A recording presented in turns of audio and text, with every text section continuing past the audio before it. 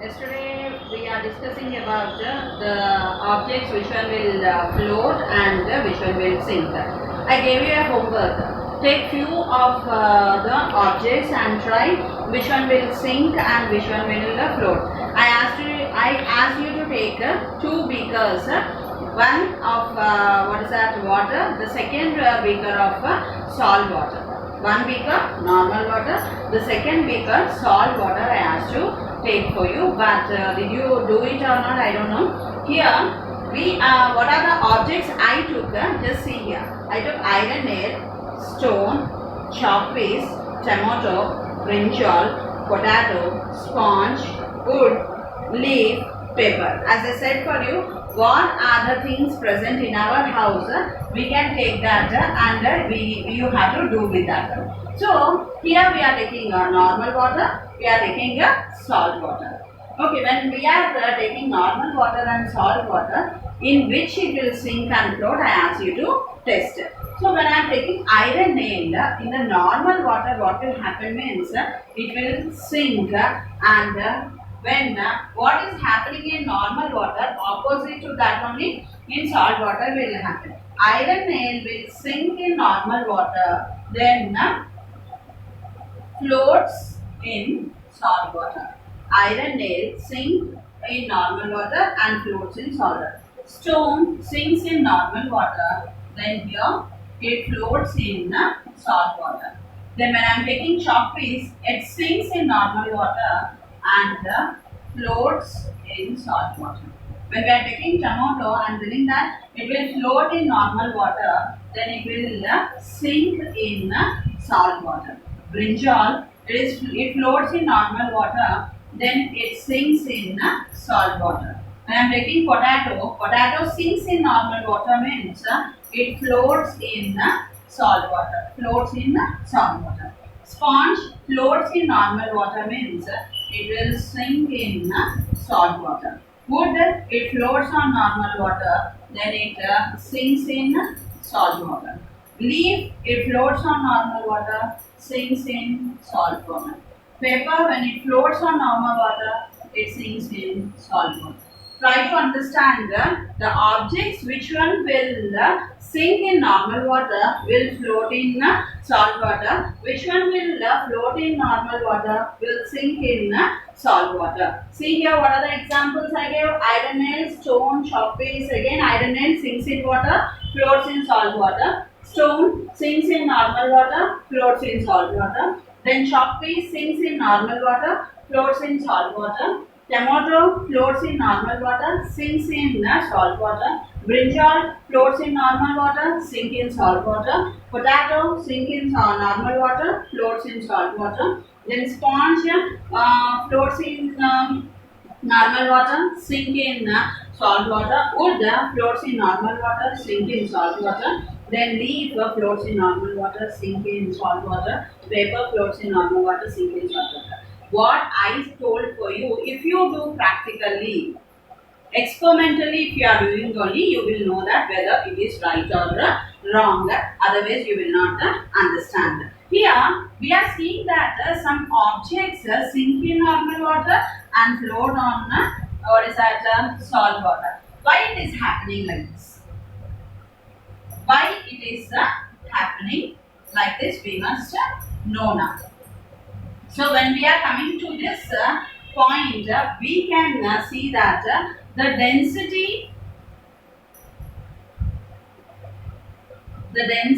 of water is 1 gram per milliliter. This blank is very important.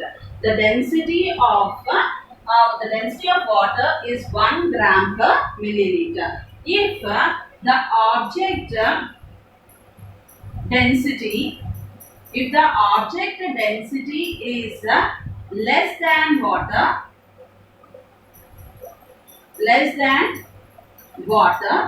it will float. If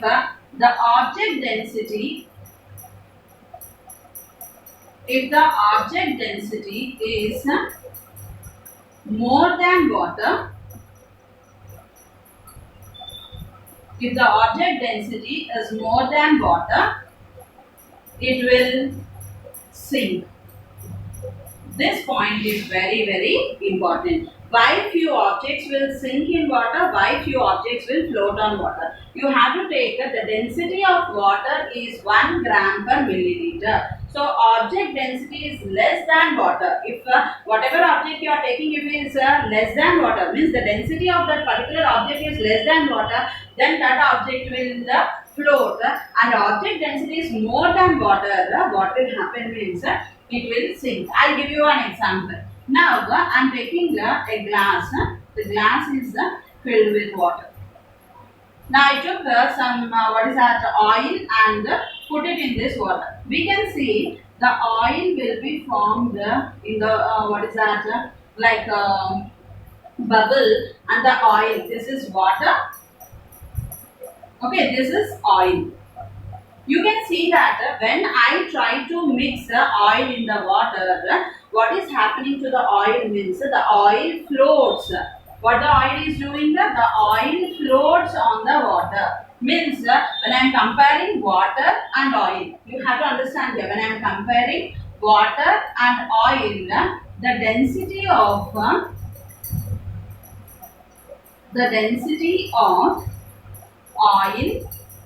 is less than water.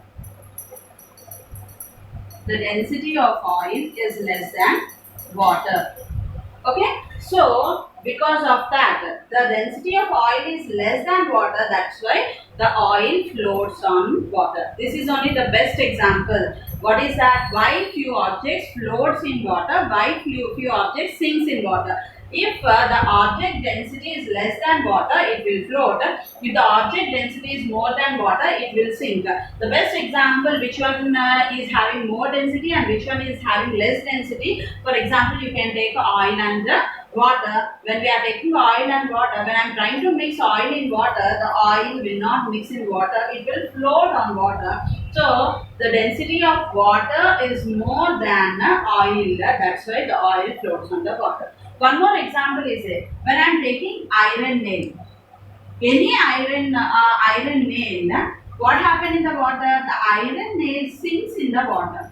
When the iron nail sinks in the water, we can see that the ships which are sailing on the seas, why they are floating? I am telling that the iron sinks in the water, but we can see the ship which is made with iron, what is happening? It floats on the water. What is the reason? Did you observe after explaining these many points? Did you get a doubt that the teacher told iron sinks in the water, but why the ship floats on the water? Why? Because the ship is made with iron only. Yes. The ship is made with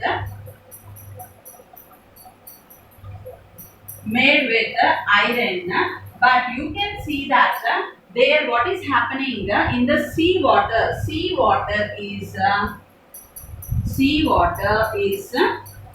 salt water. Sea water is salt water, means the salt content is more in sea, so the density of salt water is more than this iron. The density of this salt water which is present in the sea is more than the iron ship.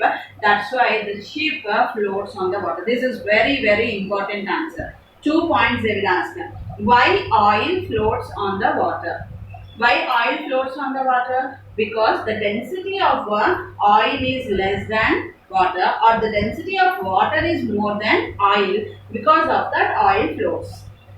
Then what is the density of water? The density of water is 1 gram per milliliter. The density of water is 1 gram per milliliter. And they will ask one more question here. Iron nail sinks in the water, but ship floats on the water. Why the iron nail sinks in the water and why the ship floats on the water? The question comes like that. When it is that, what you will say means the iron nail sinks in the water means the density of water is more than iron here. So because of that it sinks. When we are taking the ship, what is happening means the density of the sea water means what is present in the sea water. The salt is present in the sea water. So the density of salt water is more than the weight of the ship.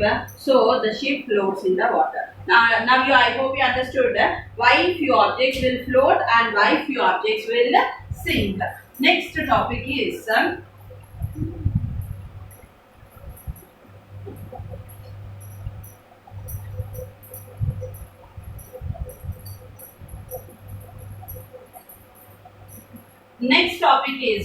soluble and insoluble substances. Soluble and insoluble. Okay. First one is soluble. The substances which dissolve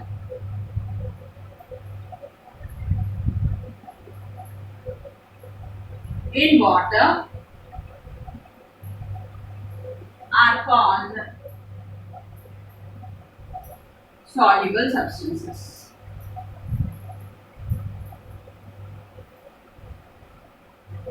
Means if you take any substance, if it dissolves in the water, then we will say it as a soluble substance. This is also a 4 marks answer. What are soluble substances? The substances which dissolves in water are called as soluble substances. Example, what we know, what we will see in our house daily. I'll give you the same examples.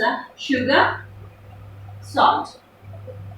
Daily what mummy will do? She will mix the sugar and salt in the water, no? So these comes under soluble substances. Next coming to insoluble substances.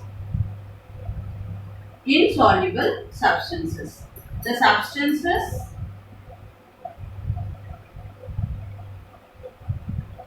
which will not dissolve in water are called insoluble substances. Insoluble substances. So, any substance if I am taking, if that does not dissolve in water, they comes under insoluble substances. The substances which will not dissolve in water are called as insoluble substances. This also which we can see in our house, sand, sawdust.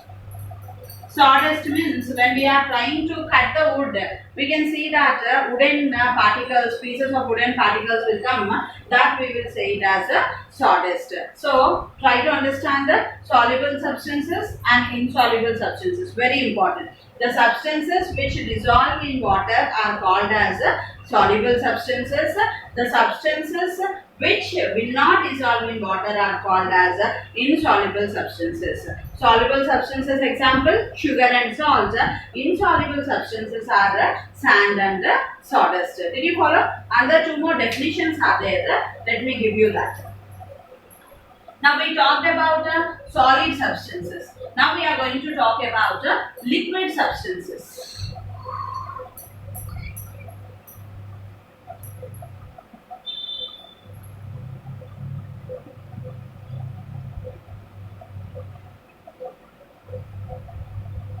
Now we are going to talk about liquid substances. For that, miscible, miscible substances and immiscible substances.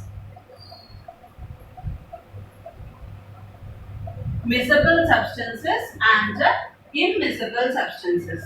Coming to miscible substances, here the liquid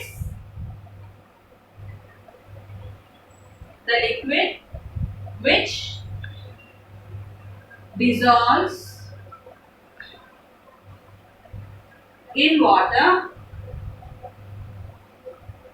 are called miscible substances, miscible liquids. Before we told that the solid substances which dissolves in water we discussed.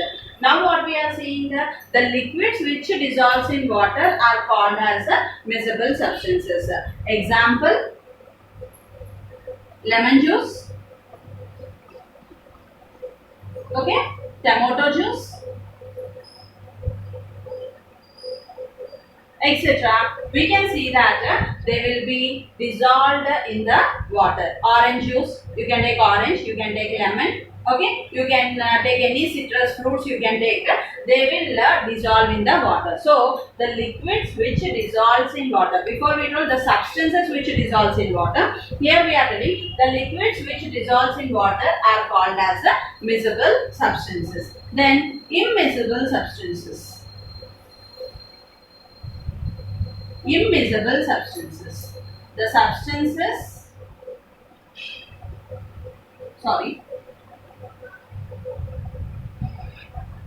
the liquids which does not dissolve in water are called immiscible liquids. Immiscible. Okay. Example, what we will write? Oil. Okay. Next one is kerosene. Oil and kerosene. So these are also very important. Miscible substances and immiscible. The liquids which dissolve in water are called miscible, lemon juice, tomato juice, and immiscible, the liquids which does not dissolve in water are called as immiscible, oil and kerosene. So I totally completed this materials and things. In this chapter we discussed about materials, how these materials are formed, what are the different types of matters. There are three: solid, liquid and gaseous forms. And what are solid substances, what are gaseous substances, what are liquid substances we discussed. And next we saw what are the properties of materials. In that we discussed about transparent, translucent and opaque substances we discussed. And next we talked about whether sugar is a solid or the liquid we discussed. Light a candle without touching the wick we discussed, and we saw which objects will float in water, which objects will sink in water, and also the objects what we are preparing or what we are using, with which material we have to do that one. If as I said for you, a cricket ball must be made with rubber, we cannot make it with a glass. A chair must be made with wood or iron or plastic, but we cannot make with mud or glass. So the particular material is used for making particular object we discussed. Next today we talked about floating and sinking, why few objects will float and why few objects will sink we discussed. Next we talked about soluble substances and insoluble substances, and I gave examples for you, and your miscible and the immiscible liquids. This is all about your materials and things.